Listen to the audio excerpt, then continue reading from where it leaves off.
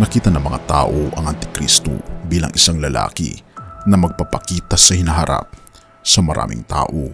Darating ang Antikristo sa entablado ng mundo at magwawagi sa mundo para sa kanyang sarili. Ngunit ito ay hindi ayon sa itinuturo ng Biblia. Ayon sa Biblia, sa maraming bahagi ng kasulatan, ang mundo ay nauuna ng hinanda para sa kanyang pagdating. Ang mundo ay nauuna ng inihahanda para sa kanyang pag-akyat sa kapangyarihan. Ang mundo ay nauna ng inahanda para sa kanyang pagsamba. Ang mundo ay nauna ng inahanda para sa kanyang tatak. Atin itong pag-usapan, mga kaibigan.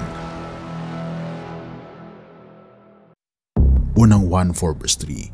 At ang bawat espiritu na hindi itinatangging si Jesucristo ay nagkaroon ng katawan ay hindi mula sa Diyos, at ito'y tanda ng espiritu ng Antikristo na ayon sa iyong narinig na darating at ngayon pa man ay nasa mundo na.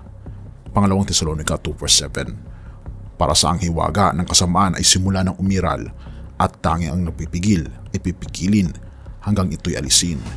Ang hiwaga ng kasamaan ng balang araw ay magiging dahilan ng pagdating ng Antikristo ay umiiral na sa mundo. Ngunit ito'y itinututok at pinipigil sa kasalukuyan upang hindi maging mas masama kaysa sa kanyang maaari. Ngunit magiging ganito na lamang ito kapag tinanggal na ang nagpipigil. Sa ibang salita, ang kaganapang ito ay magiging Antikristo, at ang tanging dahilan kung bakit hindi pa natin nararating ang kaganapang ito ay dahil pinipigilan pa ang aktibong gumagawa ng kanyang gawain sa pagpipigil ng hiwaga ng kasamaan. Subalit nakita ko na ang mundo ay lubos na nagbabago sa nakaraang 20 years, para bang unti-unti nang tinatanggal ang pagpipigil. Kung tinitingnan natin ang mga pagbabago sa kultura, nararanasan natin mula sa taong 2000 hanggang sa kasalukuyan, malaki ito kumpara sa pagbabago ng kultura mula 1980 hanggang 2000.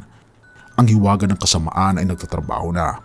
Napapanood ko sa balita na may isang award show na may isang artistang nagpe-perform ng isang awit, at wala akong nakitang mas sataniko sa ginagawa niya sa buhay ko. Mukhang isang ritual ng Satanas na puno ng imoralidad. Ang pangunahing mga awit ay nakadamit na parang demonyo. Ako'y nagtaka at nag-isip, alam kaya nila ang kanilang ginagawa? Lumaki ako sa panahon kung saan hindi kami naglalaro ng Satanas. Kahit ang mga kaibigan ko sa eskwela na hindi Kristiyano ay alam ito at hindi namin ito ginagawa. Ako'y labis na nagugulat sa libu-libong tao na sumisigaw at nag-aalok, at ang aking isipan ay nagbalik sa pangalawang Tesalonica 2:7. Para sa ang hiwaga ng kasamaan ay simula ng umiral, at ang tanging nagpipigil ay pipigilin hanggang ito'y alisin. Nag-aalala ko na malapit na tayo sa bangin ng hiwaga ng kasamaan. Nakikita natin ang pag-usbong ng global na iglesia ng Antikristo. Nararamdaman natin na ang mundo ay lalong nagiging handa na tanggapin ang lalaking ito na siya ay magpapahayag.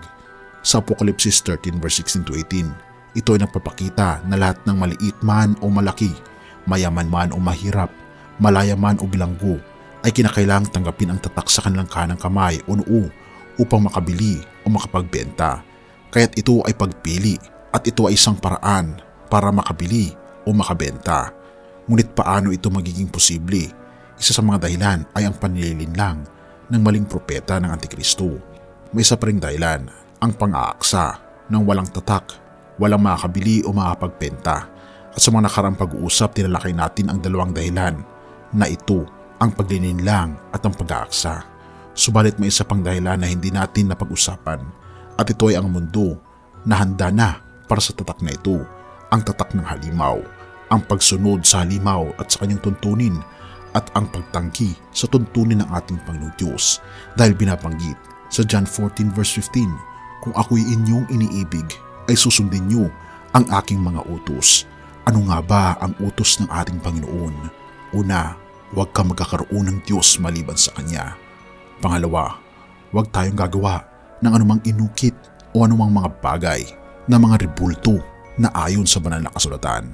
Pangatlo, huwag nating babanggitin ang pangalan ng Diyos sa walang kabuluhan. At pang-apat, alalahanin natin ang araw ng Sabat, sapagkat ito ay binigay sa atin ng Panginoong Diyos upang sambahin natin siya sa ika-7 araw. Panglima, sinasabi sa 10 utos na ang panglima ay igalang natin ang ating mga magulang upang humabang ating buhay sa mundong ito. Pang-anim, huwag tayong papatay. Pang-7, huwag tayong mangangalunya. Pang-8, huwag magnanakaw. Pang-9, huwag magsisinungaling o magbibintang ng kamalian sa inyong kapwa. At pang-7 ay huwag mong iimbutin ang pagmamay-ari ng iba. Ngayon, nais kong itanong sa inyo, kung ang mundo ay kayang kalimutan ang salita ng ating Panginoong Diyos para sundin si Satanas, ano ang nagpapantay sa inyo na ito ay pakikinggan at magbingi-bingihan sa salita ng ating Panginoong Diyos? Kaibigan, ang tatak ng hayop ay parating. Ito ang mga tao na hindi tumatanggap sa salita ng ating Panginoong Diyos at hindi sumusunod sa kagustuhan ng ating Panginoong Diyos, lalong higit hindi sa tunay na minamahal dahil hindi sila sumusunod sa kanyang mga utos. At ang mga Kristiyano ay hindi dapat maging bahagi sa tatak ng hayop. Dapat tayo magpatuloy sa paglilingkod sa ating Panginoong Diyos, mag-alay ng ating sarili sa Kanya at sa pag-aalay ng mga magagandang balita ng kaligtasan sa mga tao sa ating paligid. Ang tatak ng hayop ay parating, ngunit hindi tayo dapat maging kalahati nito. Dapat tayong maging matapang na magpahayag ng mabuting balita ng kaligtasan na maaring iligtas ang mga tao mula sa kaparusahan ng Diyos. Ito ay panahon ng paghahanda para sa pag-akyat ng mga banal at tayo ay dapat maging handa. Hindi tayo dapat sumunod sa kasalukuyang takbo ng mundo, kundi dapat nating pangalagaan ang ating mga kaluluwa at magpatuloy sa pag-aalay sa ating Panginoong Hesus. Ang tatak ng hayop ay parating at ang mga tao ay nag-aalay ng kanilang mga sarili para rito. Subalit ang mga Kristiyano ay hindi dapat maging bahagi nito. Dapat tayo magpatuloy sa paglilingkod sa ating Panginoong Diyos. Ialay natin ang ating sarili at dapat tayo maging matapang sa pagpapahayag ng mabuting balita ng kaligtasan. At paulit-ulit itong binabanggit ng ating Panginoong Diyos na tayo ay magpasakop sa Kanya ngayon na. Purihin ang ating Panginoong Diyos at salamat kaibigan sa iyong panonood. Tayo manalangin. Ama naming banal, makapangyarihan naming Diyos, kami po'y lubos na nagpapasalamat sa inyo pong pagmamahal sa amin. Tunay nga po Panginoon na ang mundo po namin ay papunta na sa mundo ng kawakasan. At ang tatak ng hayop ay inihahanda na upang sa ganoon tatakan ang mga tao na hindi sumusunod sa inyo. Ngunit naniniwala kayo Panginoon sa inyo pong selyo, ang selyo ng katotohanan na inyo pong tatatakan ang mga taong nananampalataya sa inyo. Tulungan kami Panginoon na maging handa sa inyong tatak para sa amin at na po'y pakalinisin kami upang ang banal na Espiritu ay mamuhay at mamayani sa aming puso't isipan mula ngayon. Patawarin po kami sa lahat ng aming pagkukulang at pagkakasala at gabayan po kami sa pangalan ng aming Panginoong Hesus. Amen.